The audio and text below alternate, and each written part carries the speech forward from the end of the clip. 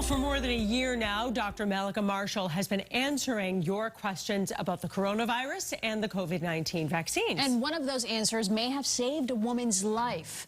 Dr. Mallika is here tonight. And doctor, she was concerned about a change she noticed after she received a COVID vaccine. That's right. So I received an email from this viewer who had noticed lymph node enlargement and swelling after getting her COVID vaccine. But weeks later, it hadn't gotten better. So I encouraged her to get evaluated, and fortunately, she did. Earlier this year, 44-year-old Amy Manganero received her first COVID-19 vaccine. 3 weeks later, her second. Around that time, she noticed her breast and lymph nodes on the same side she received her shots were growing in size and becoming tender. I was noticing some swelling, which I assumed was a lymphatic reaction to the vaccination. However, it kind of lingered on longer than it frankly should have. And it was getting worse, so she reached out to me. My mom said, she's answering coronavirus questions. You should just go ahead and email her and ask. So I did. And I think you had said, if it's more than 10 days or so, that it could be something else and I should get it checked. And she was shocked by what the doctors found.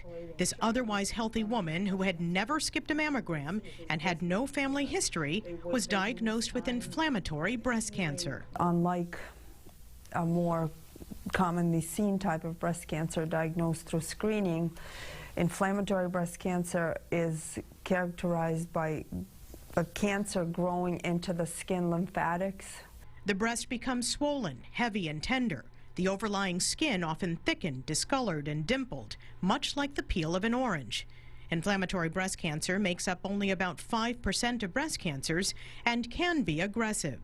So I think actually your prognosis, although we abstain from any definitive numbers, but I think it's actually very good.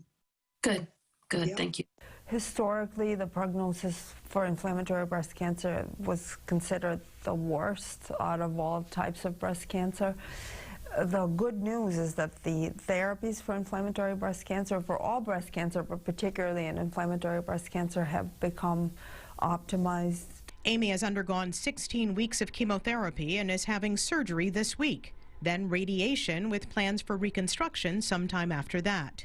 So my message to other women would be, obviously get your mammograms, but beyond that, be vigilant about any changes that you notice and act on them. I can sit here and feel sorry for myself, or I can try to use what I'm going through to try to help other women, and that's really what I want to do.